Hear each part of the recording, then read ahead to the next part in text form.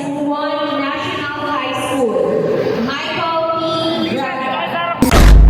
Hi Huskies! For today's video, finally nakamit na natin yung award na pinakakaasam natin after 8 years in public school. Way back September 2016 nang na-in po ako sa Mayamot National High School. At inaamin ko po personally, hindi po naging madali sa akin na makapasok sa public school. Ilang beses po ako nag-apply, ilang beses po ako nag-recap para lang po makamit ko po yung standard average para po ma-in lamang doon sa RQA or doon sa requirement qualification applicant. Taon-taon maraming gumagraduate ng education. Tapos ako po hindi pa ako graduate ng education. Kumuha lang po ako ng continuing for professional education. Pero luckily pa rin po, syempre kahit pa paano nakapasok. At taon-taon po, madami po ang nakakapasa sa licensure examination exam for teachers. Pero kakaunti lamang po ang nakakapasok sa public school. Yung iba po ang bagsak private school o kaya naman po nag-a-abroad sila. Nag-decide ako magturo kasi bilang youth minister po sa simbahan, yung Sabado-Linggo ko po, dati nasa industry po ako, hindi ako makapag-serve ng buo dahil may pasok ako. Samantala, yung iba kong kasamahang youth dahil mga teacher po sila, wala silang pasok pag Sabado-Linggo, plus yung bakasyon nila,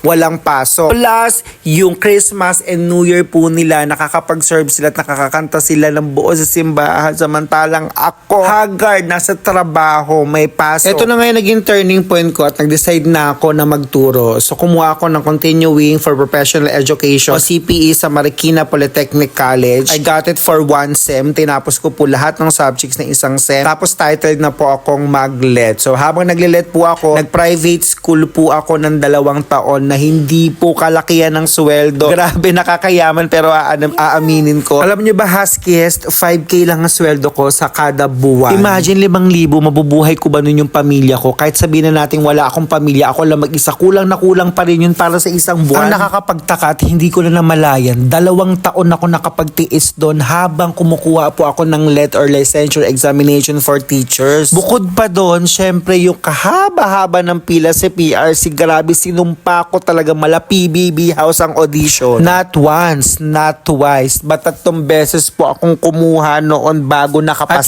hindi naging madali sa akin na makapasok sa public school. Kaya naman nagturo muna ako sa college, sa University of Rizal System, ang aking alma mater. Kaya naman siguro madali lang din po ako nakapasok doon at nakapagtrabaho for 1 sem again habang nag-aantay ako ng result sa public school. Thank God, mabuti na lang meron akong kaibigan. Shout out to John Alan Burgos. Hindi niya ako pinabayaan. Dahil siya yung nag-guide sa akin ng mga dapat kong gawin, ng mga dapat kong asikasuhin para makapasok sa public school. Hindi lang isa, hindi lang 2, kundi 3 beses po akong sumubok mag-apply at nag-recap para finally makapasok yung pangalan ko sa RQA. Ang RQA po ay valid for 1 school year. Kapag hindi ka natawagan, kahit nakapasa yung pangalan mo doon, mawawala po at mabuvoid, ulitin mo na naman yung process ng pag-a-apply. And finally, natawagan na nga ako sa Mayamot National High School. I think mga 2 taon, una kong tinuro doon MAPE bago ko nalipat sa TLE. And after 2 years, nag-apply po ako ng senior high school at ngayon po, nasa San Juan National High School na ako for 7 years. Yes, magsa 7 years na po ako dito sa San Juan National High School. And I'm very, very thankful dahil ang dami ko pong natutunan dito. Don't get me wrong na wala akong natutunan sa Mayamot National High School. It's just that 2